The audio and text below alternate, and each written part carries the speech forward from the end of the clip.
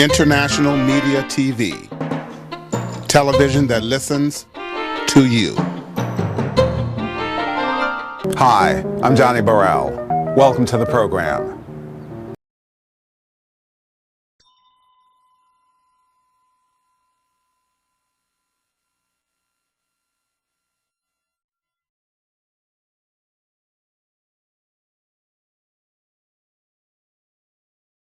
Thank you for having us out here, and I guess I'm going to first say thank you to Jon. The origins of this book is that back in 2004, Juan and I wrote a white paper called "How Long Must We Wait," and you can actually get it online. And it was a 24-page white paper on just the history of people of color in the media, and we try to give a basic overview of what was going on in the past and the present, and we distributed the pamphlet at the Unity Journalists of Color Convention in Washington, D.C. in 2004 because Juan was the president of the National Association of Hispanic Journalists at the time. I was the deputy director, and we were very much involved in the issue of media policy because at the time there was the Bush administration under Michael Powell was the FCC chairman, and he was really trying to have a massive deregulation of the broadcast industry. And as journalists, we knew that was just bad for democracy and bad for journalism. But as people of color, we know that whenever we have a media system that's centralized, that is consolidated, it really harms our communities because we cannot speak for ourselves. So Jon funded that. Jon liked the pamphlet. He gave us a grant. He was with the Ford Foundation to do the initial research on the book, and so that's what we, and the conclusion is what we have today. So thank you, Jon, for support.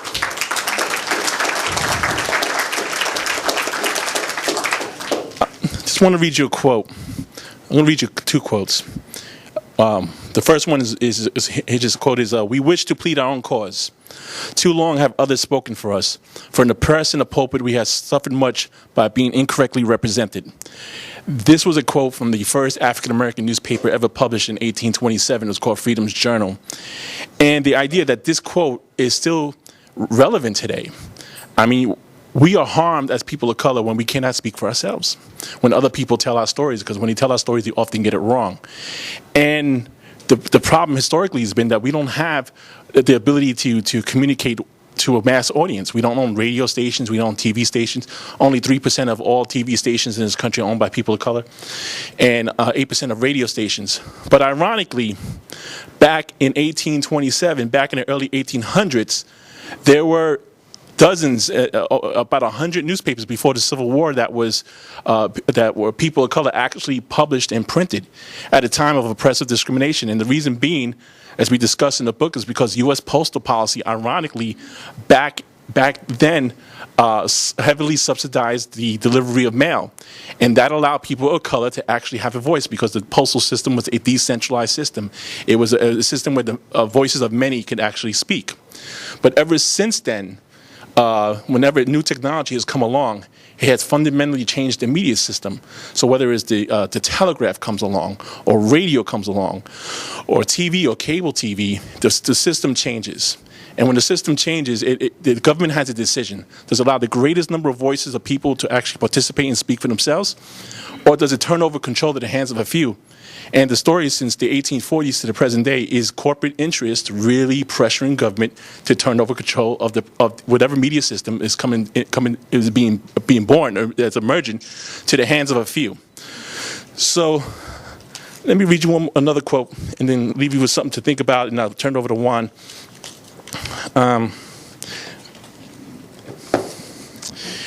If there were enough of our boys and Boy Scouts interested in wireless, they would erect a wireless station at the park. I am not sure that the arrangements could be made to have another station erected either at the African American building or at the YMCA. But as of yet, we're still interested in having more boys. Let us try to get together and form a good and up-to-date radio club in our city. I'll be more than pleased to help. This was a message written in the African American newspaper by a man named Roland Carrington. It was 1917. Before radio was regulated for the first time in 1927, people of color actually had amateur radio licenses, and they were actually creating radio clubs throughout the country. The Woodland Radio Association in Chicago, 1916, African American folks getting together and teaching each other how to broadcast, how to create build wireless stations, radio stations.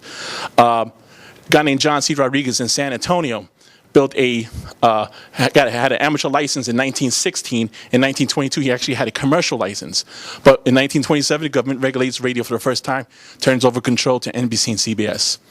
So today, if we look at today now, here in radio, we actually had the chance from the get-go, from the very beginning, to actually have a voice before it was regulated. Government comes, turns over to the hands of a few.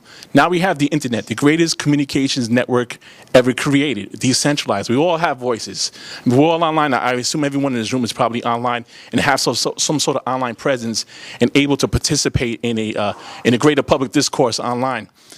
Well, the internet, as we know it today, is under threat. The future of the internet is very much in danger with the issue of how many people have heard the word network neutrality. Well, that's glad to see. So, the big cable and phone companies are trying to orchestrate a corporate takeover of the internet, and the Obama administration right now is helping them. So the idea is that they will be able to speed up or slow down websites based on the person's ability to pay.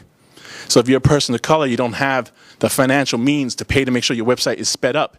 Your website is going to be slowed down, and it's going to create the same kind of inequities in online for people of color, where we don't own our own image when big websites and big corporations are able to control the dissemination of information.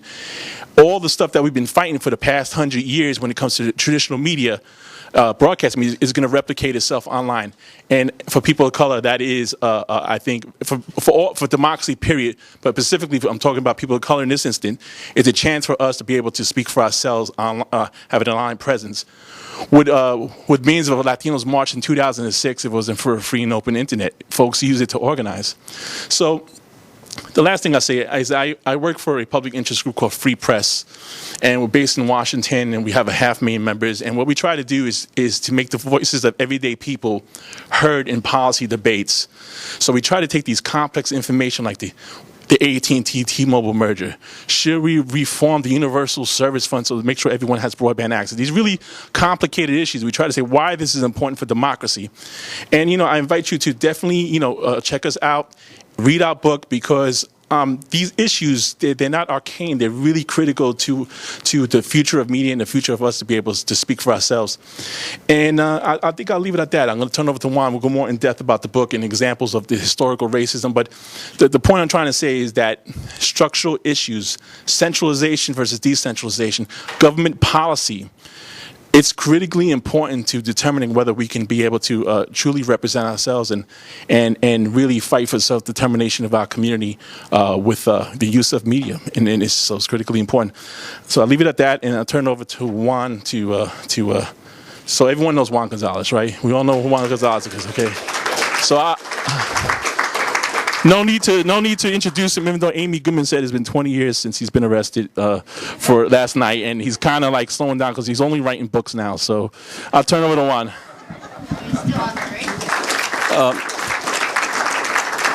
Thank you, Joe, and to Jon Funabiki and the folks at San Francisco State, and to all of you for coming out. We had an event in New York last night, and I told people what I'm going to tell you. I've been a professional journalist in the commercial or corporate media now for nearly 35 years. I've also been actively involved in what we normally call the alternative or the dissident press, non-commercial, community press in America for the past 15 years with Amy Goodman on Democracy Now! In the early 80s, when I was in Philadelphia at the time, I founded a Spanish-language community weekly newspaper, Enfoque Comunal, and then edited, and basically serving the Puerto Rican community of Philadelphia, and severed my ties with that paper, I guess, about 4 or 5 years later, but the paper is still functioning, one of the main newspapers for the Latino community in Philadelphia. So I've been involved in the corporate media. I've been involved in alternative or the dissident and non-commercial media, and I've been involved in what is commonly called the ethnic media by some folks, the press by people of color. The amazing thing throughout all the time I've spent in journalism is, one, how these three presses almost operate, it's the same system, of media in America, but they all operate in different worlds independently of each other, sometimes not even recognizing each other's existence. The other thing is that in this country, we have access to more news and information than any people in the history of the world. The American people are drowning in information. We've got 1,400 daily newspapers, 12,000 radio stations, 1,200 television stations.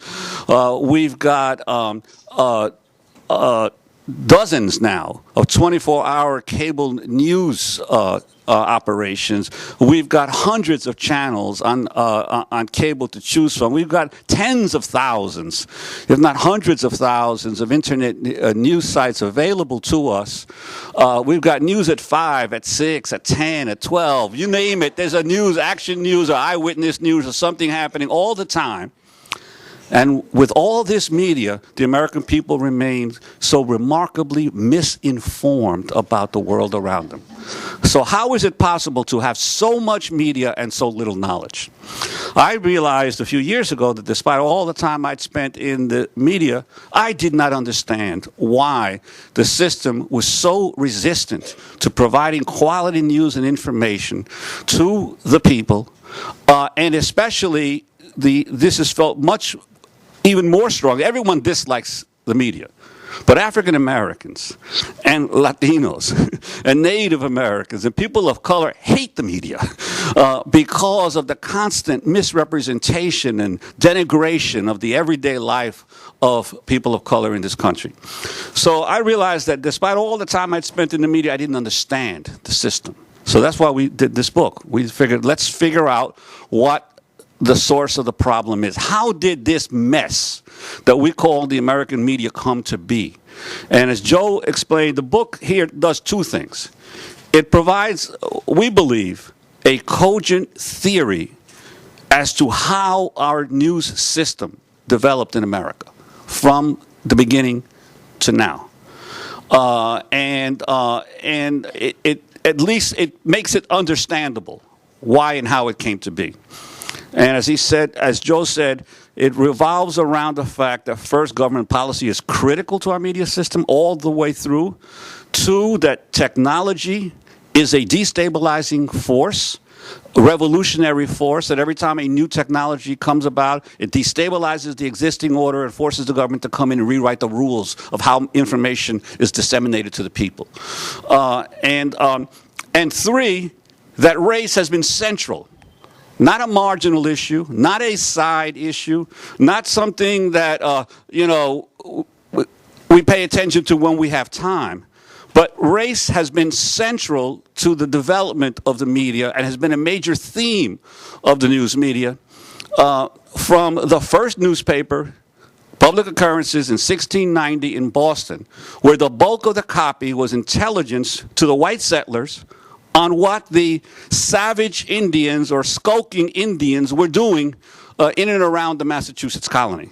And throughout the colonial period, a huge portion of the content of newspapers was information for the settlers about how to keep the natives of the Americas under control, and also about how to prevent, be warned of, or be wary of slave insurrections or violence by free blacks or enslaved blacks. Huge portion of the content. So race has been central to the content of the American media from the very beginning, and it's continued throughout the history of the country. The other thing that we discovered, and I call this the lurid scandal of American journalism, the number of examples that we uncovered, and we've got dozens of them in the book, where newspaper publishers or broadcast owners did not merely spread stereotypes, did not merely create ignorance on racial matters, but actively organized hostility, violence, pogroms, massacres, and riots geared at Native Americans, at the Chinese, at the Mexicans in the old Southwest Territory once it was incorporated from Mexico after the Mexican-American War, against African Americans. And the stories are unbelievable, some of them. I've mentioned this in some of the Democracy Now! Interviews.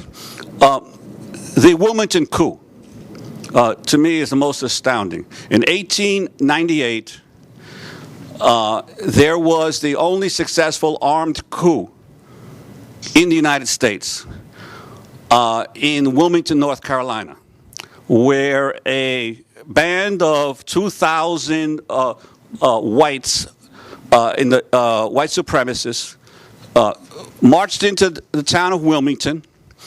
Wilmington still had a majority black city council. It was the tail end of Reconstruction. In November of 1898, they marched into town, burned down the only black newspaper in the town, rounded up all the black city councilmen and their few Republican allies at gunpoint, ordered them out of town, appointed a former Confederate colonel as the new mayor of Wilmington, and then proceeded to attack the black community in several days of armed violence that resulted in about 60 African Americans being killed. This was a successful armed coup led by the editor and publisher of the Raleigh Observer, Josephus Daniels. He used his paper to prepare for it by constantly claiming corruption and abuse of white citizens by the black city councilmen. He used his newspaper offices to plan the insurrection, and then he boasted afterwards of its success. Now, you'd say Josephus Daniels, maybe he's just some crazy Southern editor. Well, no, Josephus Daniels was one of the leading Southern editors of his time. He was an advisor to Woodrow Wilson. When Wilson becomes elected president, Wilson names him Secretary of the Navy. He ran our Navy during World War I. One of his assistants that he mentored was a young undersecretary named Franklin Delano Roosevelt. When FDR gets elected president, he names Josephus Daniels ambassador to Mexico. Josephus Daniels was a major political figure in this country who led a massacre, organized with his newspaper, a massacre, overthrew a locally elected government, and helped mastermind the murder of 60 people and was never held responsible for any of it. But there are many other examples of newspaper editors who are involved in use their newspapers not to educate or inform the people, but to create hostility, division, and hate. And that's why I call this the lurid scandal of American journalists. Now, interestingly enough, a few years ago, the state of Wilmington appointed a race commission. The state of North Carolina appointed a race commission. They issued a long report about what had happened in Wilmington in 1898. All the papers that were involved apologized to the public for their role in what had happened. But this is like 100 years later, right? This is 100 years later. And the damage was done to that black newspaper in Alex Manly's paper in Wilmington. And in the book, we have the photo of about 100 or 200 armed whites standing proudly outside the black newspaper after they've burned it down. And we have numerous other examples of journalists of color who were hounded in this country because they dared to speak up and tell a different story, and who have been largely forgotten in normal journalism accounts. I'll leave you with one last example, because it's a radio example, is Pedro Gonzalez, and it's especially appropriate for the era in which we live. Pedro Gonzalez was a radio announcer in Los Angeles in the 1930s. He was a great singer, had a few hit records, and then got a radio show basically for his group, which was called Los Madrugadores, the early risers. And he had an early morning show that he and his band would sing to the farm workers as they went out to the fields of Southern California early in the morning. And then in 1930, President Herbert Hoover begins to organize a mass deportation of Mexicans throughout the country as the Depression is heating up and the national press is calling for getting rid of all these illegals. Sound familiar? And so there was a mass deportation. You know, the Obama administration recently set the record for 400,000 in 1 year, and now there's 1 million in 3 years. Well, Herbert Hoover deported about 1 million in about 18 months back in 1930-31. One of the few people in radio to stand up to it was Pedro Gonzalez. He used his radio program to expose the abuses of Mexicans that were being deported, basically herded onto trains and shipped out into back to Mexico. The Los Angeles District Attorney indicts Pedro Gonzalez for rape. He's convicted and sentenced to 1 to 50 years in San Quentin. He's in San Quentin not too long before he organizes the first hunger strike of the inmates of San Quentin against their prison conditions. Sound familiar? And a few years later, the woman who had accused him of rape recants, admits that she was put up to fabricating the story by authorities who wanted to get rid of Pedro Gonzalez's voice, and he's released in 1940, but he's immediately deported to Mexico, where he then becomes a radio announcer in Tijuana, and for decades was a popular radio announcer in Tijuana, but could only come back into the United States late in his life when he died in Southern California at the age of, in his mid-90s. Now, Pedro Gonzalez is a hero of American journalism. He's a hero of speaking truth to power, but yet he's virtually unknown. And just as many others, Ida B. Wells and Jovita Idar and so many others, there were many here in San Francisco. Obviously, the birth of the birthplace of the Chinese press in America, in 1854 with Golden Hills News, but one of the early papers that really was very influential in the Chinese community here in San Francisco was in the early 1900s, China West, and the editor of the paper, Ning Pun Chu, was once interviewed by the Herald Examiner, and he said a quote that caught our eye, because what we did is we tried to, in the book, tell the stories as those editors wrote them. So we quote extensively some of their original publications. And this is in an interview that he held, and he says, "It is peculiar, but nevertheless true."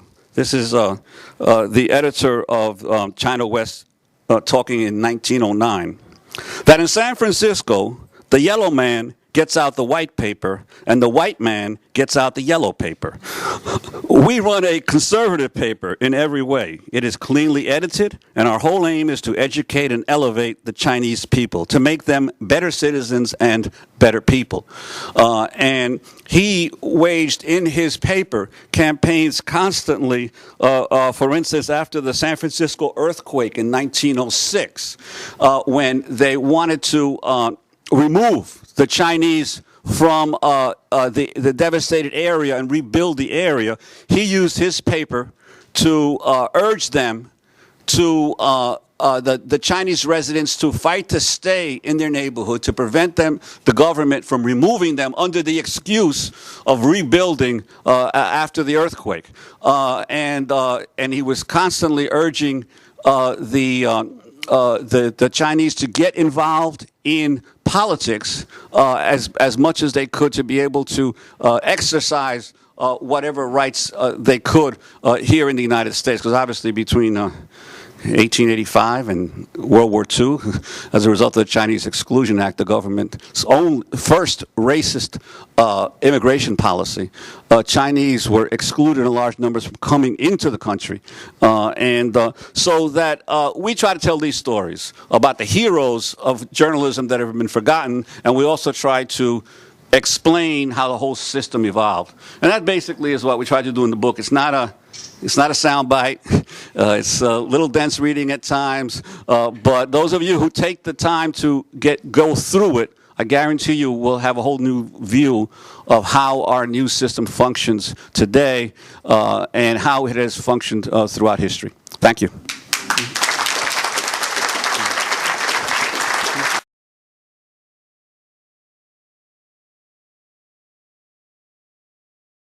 Oh, yes. Well, you know, the interesting thing that we discovered when we were looking at the story of Native Americans in journalism was not only about the amazing Native American press that developed in the country. Beginning in 1828, when Elias Boudinot founded the Cherokee Phoenix in Georgia, and several other papers that came out later on in the Indian country when all the natives were removed to the west, in Shawnee and the Cherokee Advocate and a bunch of other newspapers.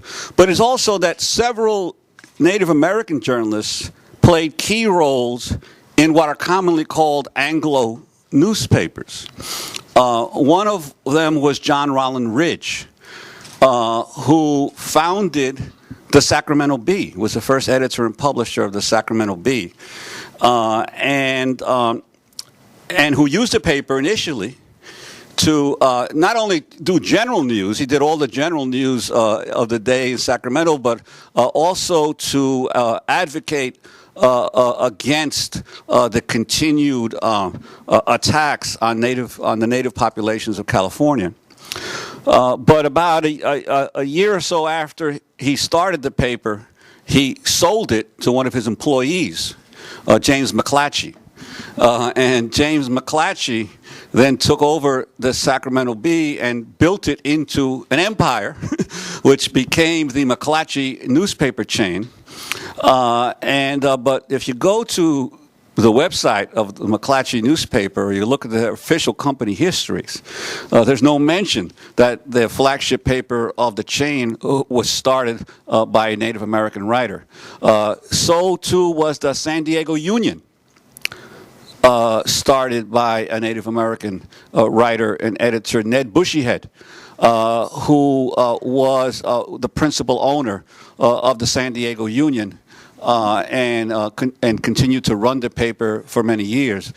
We found that of all the people of color, Native Americans were the only ones who broke at such a level into the Anglo or white press early in U.S. history. There were a few African Americans or Latinos who made it into the mainstream of white press. It was Thomas Morris Chester, who was a Civil War correspondent for the Philadelphia Press, and there was Jose Agustin Quintero, who actually started at Ranchero in San Antonio in 1850s, but later became a longtime editor for the New Orleans Picayune.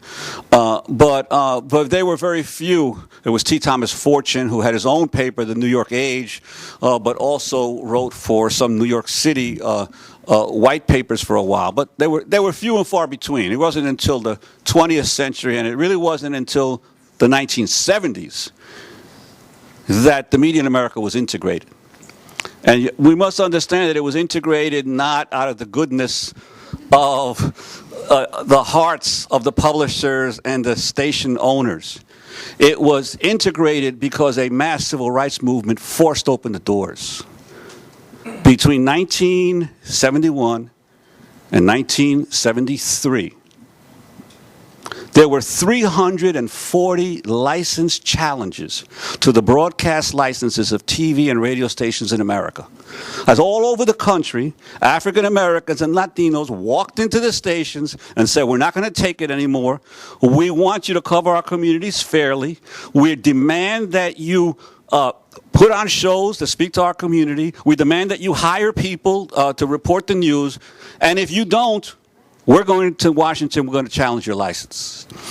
And that's how the media began to change in America as a result of that huge community pressure. And that's when you started getting all of the first African Americans and Latinos into television, the Ed Bradleys and the Geraldo Riveras, and right here in San Francisco, Isabel Durón and others. They got in not because they were always qualified to do the reporting, but they were never given the opportunity until there was this huge civil rights movement that forced open the doors. So that's that's a story that needs to be understood and told, that the change can occur, but it usually occurs as a result of pressure. Public pressure, community pressure. My favorite story, because I knew some of the people who were involved in 1972, when the public broadcasting system was really just developing after the Congress passed the public created the Corporation for Public Broadcasting. And 1972, a group of young Latinos who were fed up with the fact that PBS had been operating now for several years and there was no programming for Latinos, they all volunteered one day with Channel 13 in New York, WNET, to go in for the pledge drive. You've seen the pledge drive? And they all came in, and, in the old days, they would have all the people with the phones, answering the phones, getting the pledges in, they'd show them in the background. So all these Latinos volunteered one day to go and volunteer for the pledge drive. And in the middle of the pledge drive, they took over the station. And they walked away from the phones. They sat in the station. Channel 13 went black. The only time it's ever happened. It went black while they called in the police and hauled everybody out. And they arrested a bunch of people, several hundred people outside. But the result was that PBS created a national Latino show, which was called Realidades. And it operated for many years, and it was probably the best public broadcasting show about the Latino experience in America. But it also arose out of pressure, not because some executive made the decision that this had to be done, because they were forced to do it by the pressure to open up the media to more diverse voices. So this is all, the stories that we tell in the book about these community struggles, the journalists, and also the bigger picture, how does the system operate? Yeah. I just want to add real quick. Juan is saying the community pressure allow folks to open the doors. But also, the community pressure changes the culture and also changes policy. We have in our book we talk about the WLBT case in Jackson, Mississippi, in which local African American community activists, along with the United Church of Christ, challenged a license in Jackson, Mississippi, because in Jackson they were allowing white supremacists on the air to denounce integration efforts.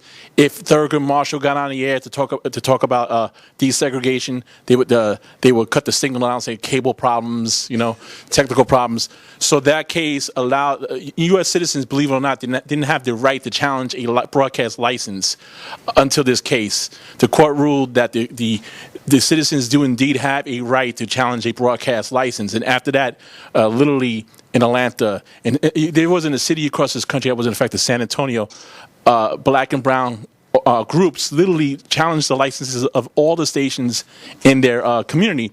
And the thing is, today a broadcast license is tougher to challenge because for a lot of reasons, but one is because they're up every 8 years. It's a long time. Back then it was 3 years. So the constant pressure of these broadcasters continue to get these license challenges that would be hung up in courts, and then the next period to the next time, a few years later, the broadcast license up again. So the constant challenge to resolve this issue led to these agreements between citizens and the broadcasters that were legally binding, that forced open these doors. So it was, again, it's a change of policy as well. We can't. That's why policy is so critically important. It's not just yes, we have to put the pressure, but we also have to change the laws as well.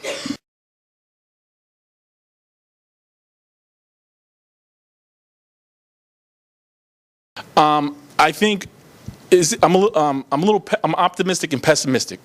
I'll start with the pessimistic. Unfortunately, I've talked about this a lot. I think traditionally our nation's civil rights groups have played that role in challenging this, in challenging broadcast licenses, and challenging the media companies.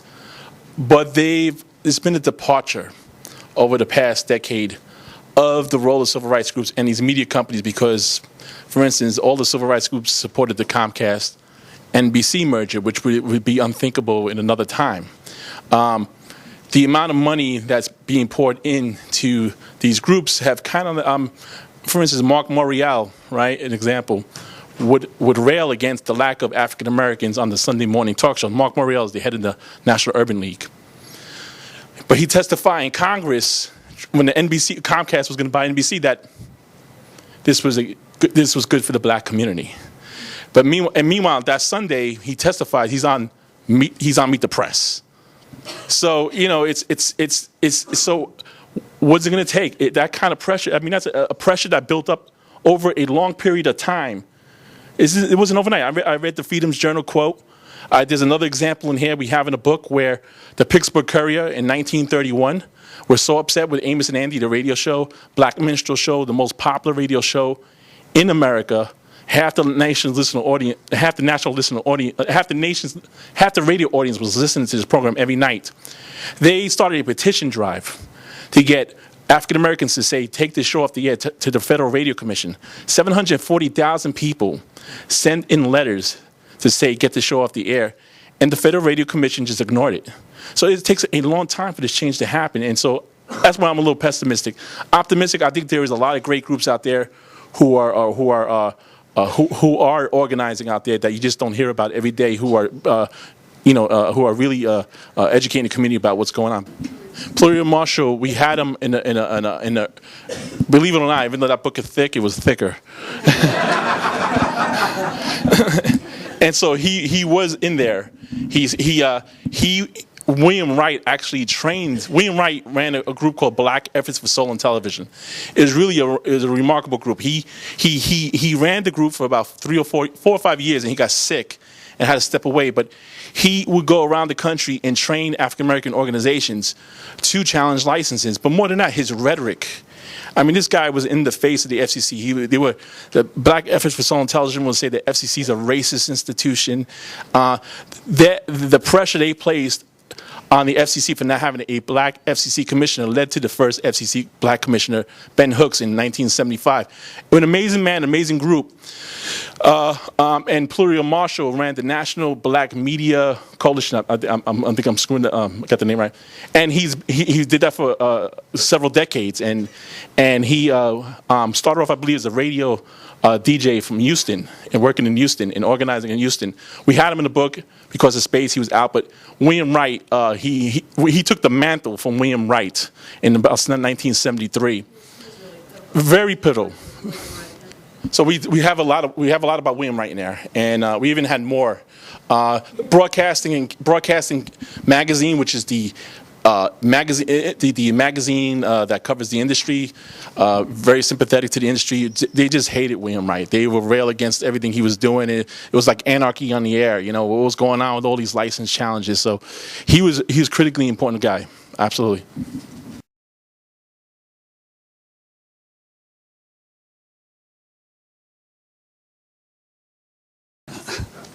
Well, this is one thing that we don't delve into it too much, but it's we raise it in terms of the need to misinform the American people. The mass media in America, and by mass media, obviously the first media were largely newspapers. The first news media were largely newspapers. The early newspapers, throughout the colonial period and the beginning part of the country, were basically newspapers that were read by the elite. All right. I remember in the early 1900s, there were no newsstands in the big cities. There were usually people subscribed to the newspaper for a year in advance. The newspaper was delivered by the postal system. It used to cost about $10 a year, which back then was a lot of money, to buy a newspaper. So that the newspapers through the colonial period up to about 1830 were largely for the educated, the elite, the clergy. That's who read newspapers. Then Benjamin Day revolutionizes and brings the press and brings the real mass media when he creates a penny paper. He came up with the idea, one, not having these broad standard sheets, but having a smaller tabloid that would be sold on the streets of New York by children that he would hire, by newsboys, and he would only charge a penny for the paper. And Benjamin Day's paper, The Sun, becomes the first true mass circulation paper in America. It quickly shot up to about 10,000 circulation. At one point, it was the largest circulation in the world. And then all the other papers began to follow Benjamin Day's example. So basically, the mass press in America develops in the 1830s. What else was happening in America in the 1830s? Propertyless white workers were getting the right to vote. Right. One by one, all the states, beginning in the 1820s and early 1830s, removed property qualifications for voting, and the number of people voting in America, and this is strictly within the white population now, the number of people voting in America increased dramatically. Between the 1824 and the 1828 election, when Andrew Jackson is elected. So what happens is the mass circulation press in America developed at the very moment that American workers were getting the right to vote. And to some degree, I believe that what was going on was that there was an understanding that one person, one vote is a very dangerous thing. Because one person, one vote means the majority might not do what those in power want them to do. So that as more and more workers got the right to vote, there was a need to inform and influence those workers, not only to sell them products, but to inform to influence their thinking. So I don't believe it is a coincidence that the mass circulation newspaper develops as the franchise is expanded in America's history. And in fact, in a democracy, there's much more. The media are much more important than a dictatorship, because in a dictatorship, the dictators just rely on the police and the repressive apparatus. But in an industrial democracy, where you have the vote, you must be able to influence people. You know, I've been in the commercial media now, I told you, for 33 years. I believe that what newspapers and TV do, they love to do public opinion polls. Why do they do public opinion polls? They put out a story, and then you take a poll to see how well the people have digested the story, or digested what they're being told. And this is the way. And we're not talking about this always independent editors and publishers, but talking the system as a whole. That's what happens. So I think that precisely this is the mass media has become so pivotal precisely because there is one person, one vote in America. And the masses of people should not become too independent. And that's why independent media, alternative media, dissident media, ethnic media are so important, because they tell a different story. They give a different perspective and viewpoint. And that's why I've always stayed in the commercial press and in the alternative press at the same time, because I think that both play a role. And unfortunately, the commercial press often plays a bad role, but there are many good people who want to do good journalism, but just get lost, or they get afraid of their bosses, or they're worried about their next raise, and they get jaded after coming out of journalism school thinking they're going to change the world. But the media workers are still there, and they really want to do, most of them, I think, the right thing. It's just they get carried away by the tide of whatever that's happening in their newsroom or in their TV station or whatever. The Idad family was a wonderful family, the entire family. The father had been a union organizer, and then he moves to Laredo and begins a newspaper in the late 1890s, and he and his two sons, and Jovita at that time is a school teacher. She gets fed up with the segregated school systems in Texas, where the Mexican kids are always in the worst schools and the Anglo kids are always in the best schools. So she gives up on teaching, and she decides she can do better as a newspaper editor. So she takes over the editing of the newspaper for her family and does amazing articles and investigations of life in South Texas. She eventually leaves and ends up becoming a nurse in Pancho Villa's army in Mexico. Laredo for a while, and then comes back to the United States, so somewhat more of a radical, and starts publishing a radical newspaper in Laredo. Her family still owns the Crónica, the main newspaper in Laredo. And when U.S. troops are sent to the U.S.-Mexico border, she writes a bunch of articles opposing it.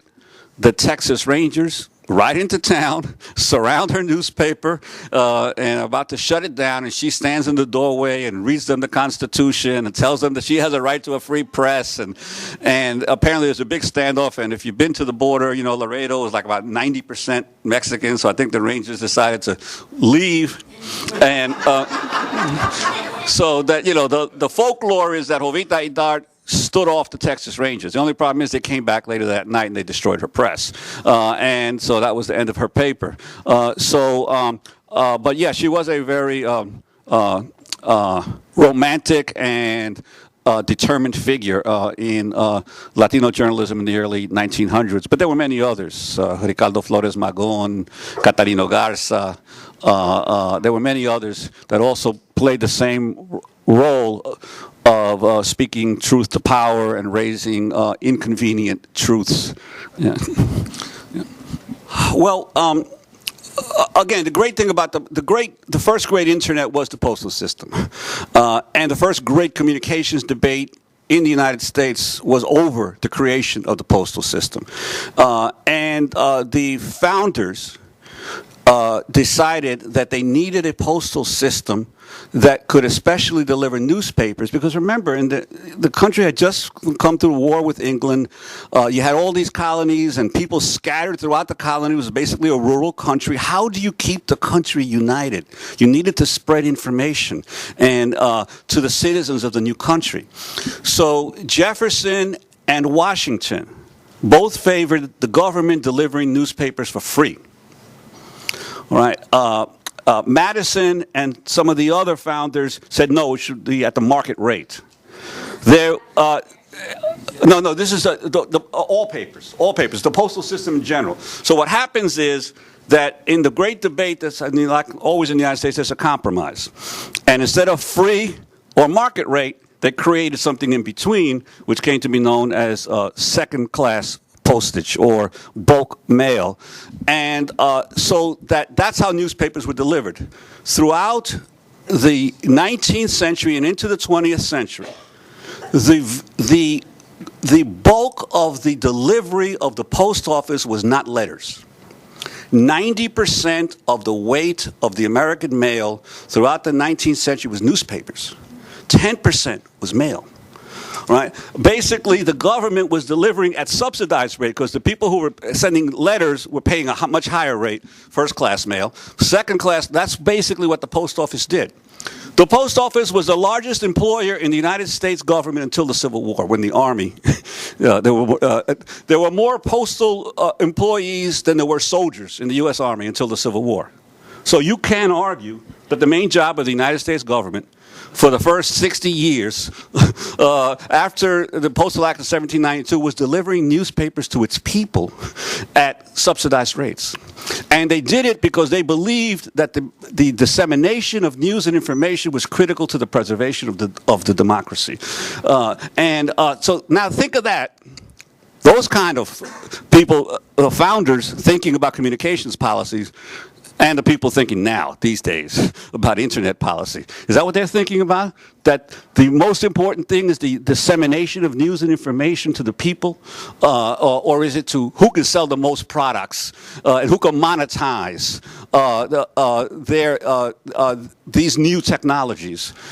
So that the debate has really degraded in the political circles as to what the information system of the country is. Now, the reason why African Americans and Latinos and others could get papers out is because once they printed them, the government delivered them, right? And so the only problem was that after about the 1840s, the southern states rebelled against abolitionist newspapers coming into the South, and so the postal system bowed to the Southerners and would not deliver abolitionist newspapers into the South. But generally speaking, the law was that the government had to deliver any newspaper, no matter what it said, As long as it was put into the mails, the government had to deliver them. So that allowed you, if you could print a paper, to get it to people. And it made it possible for this country to have more newspapers per capita and a greater reading public than any country in the history of the world as a result of federal communications policy as expressed in the post office. Okay, well, we're going to have to end it there, but thank you very much for being so attentive, and I hope you enjoy the book.